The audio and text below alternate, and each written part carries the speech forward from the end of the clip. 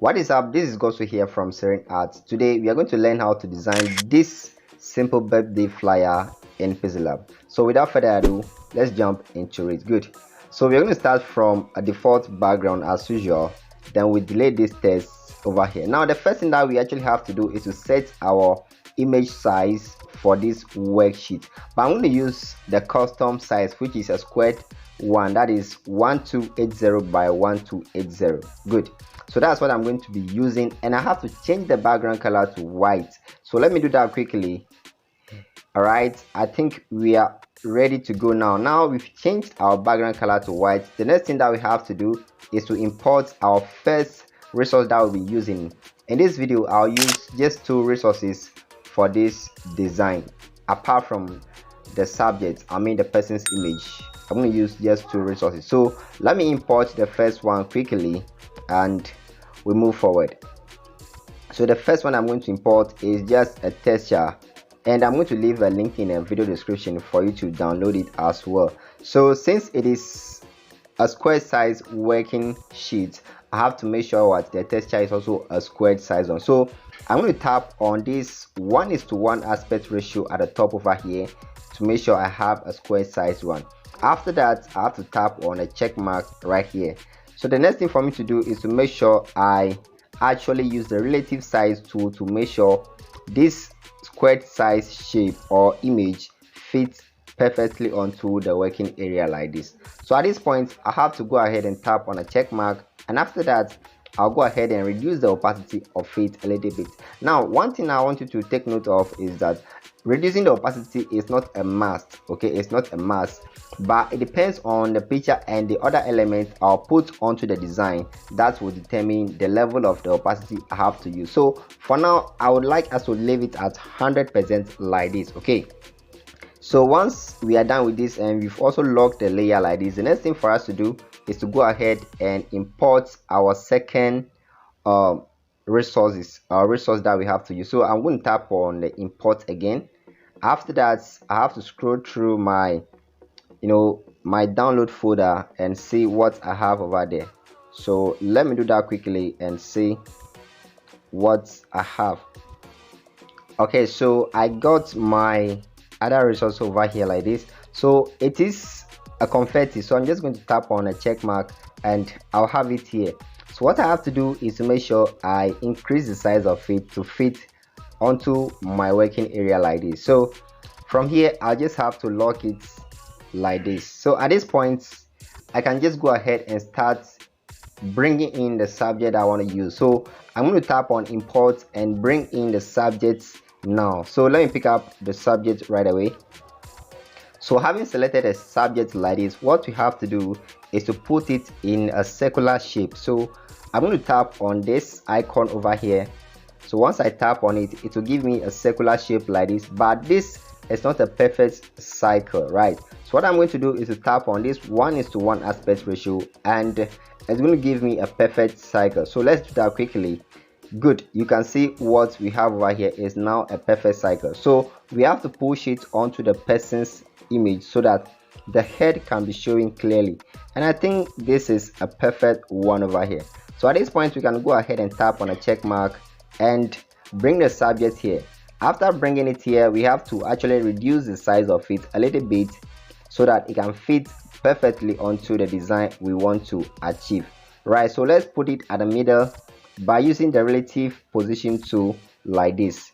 I think this is perfect. Now after doing this, you are not done. What you have to do now is to import a shape or add a shape to this working space. Now this shape, you're going to make it a circular one. So let's tap on this, pick up the cycle over here, and what we're going to do is to reduce the opacity of it like this.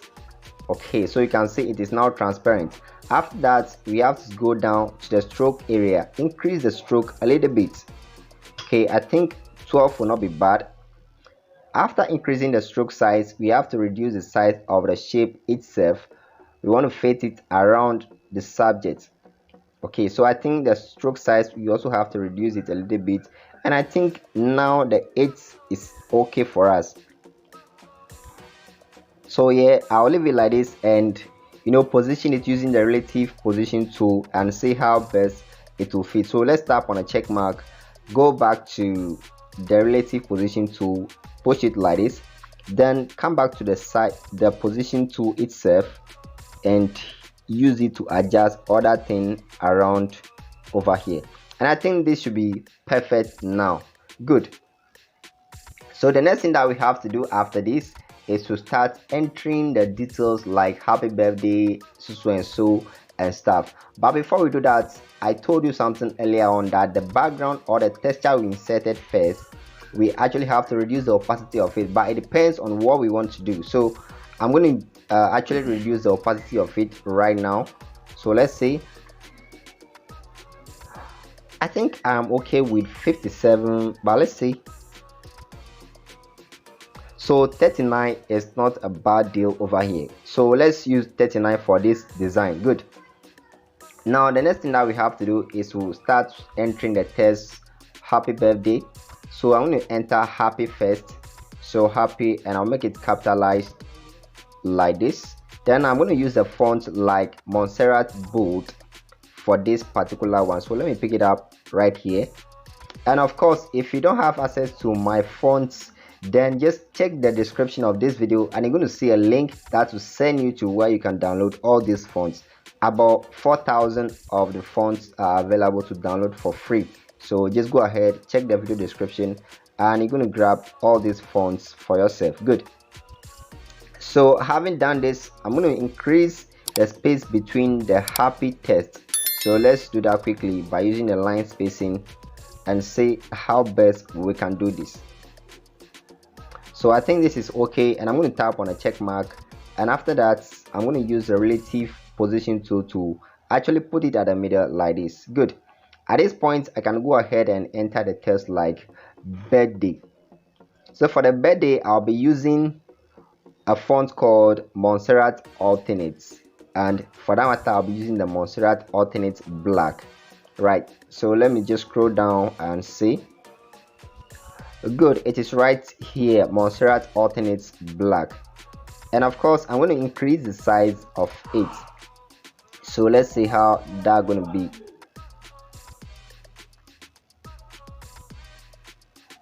And I think this is okay, and I'm going to use the relative position tool to actually position it like this. After that I'll use the position tool itself to send it up a little bit like this, and I think this should be okay now.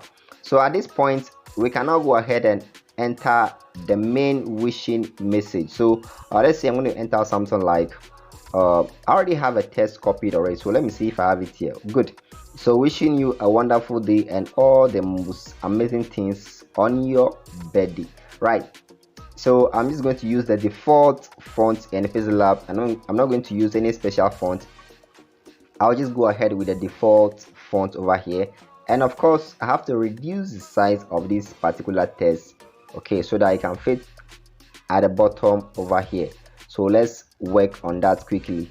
And of course the alignment that I'll be using, it to be center aligned, so let's do that quickly.